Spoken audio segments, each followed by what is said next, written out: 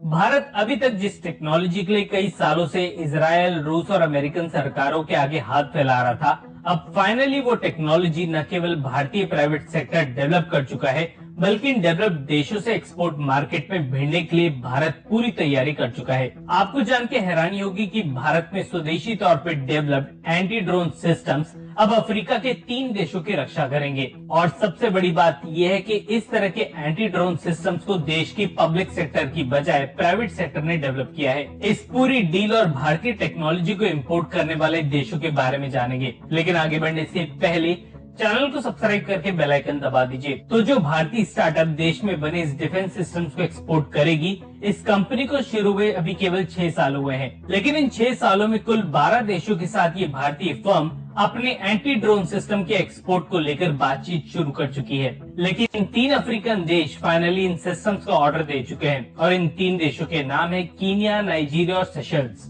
वैसे already in anti drone systems का order इस स्टार्टअप को भारतीय एयरफोर्स की तरफ से मिल चुका है और इस ऑर्डर की कीमत करीबन 200 करोड़ रुपए के आसपास है। ये पहली बार नहीं है जब कोई भारतीय एंटी ड्रोन सिस्टम्स किसी विदेशी जमीन पे इस्तेमाल होगा, बल्कि आर्मेनिया भी ऐसे सिस्टम्स का एक काफी बड़ा खरीदार है।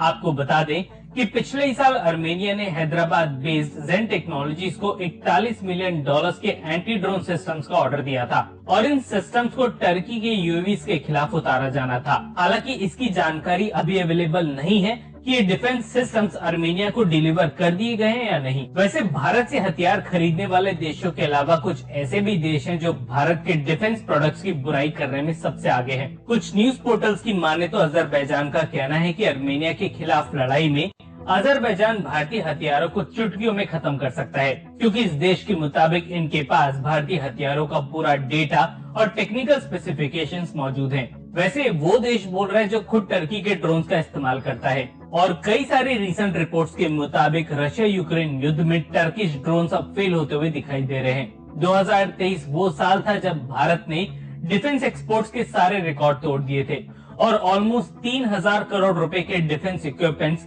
85 से ज्यादा देशों को एक्सपोर्ट किए थे और इन देशों की लिस्ट अब काफी तेजी से बढ़ने लगी है। इस एक्सपोर्ट को बड़ा बूस्ट तब मिलेगा जिस दिन भारत अपने खुद के स्वदेशी जेट इंजन बनाना शुरू करेगा, क्योंकि तब से भारत को अपने एयरबोर्न प्लेटफॉर्म दूसरे देशों को बेचने के लिए किसी से परमिशन नहीं लेनी पड़ेगी। हम यहाँ तक सुन चुके हैं तो कमेंट सेक्शन में MII यानी मेक इन इंडिया लिखने के बाद वीडियो को लाइक के बिना मत जाइएगा।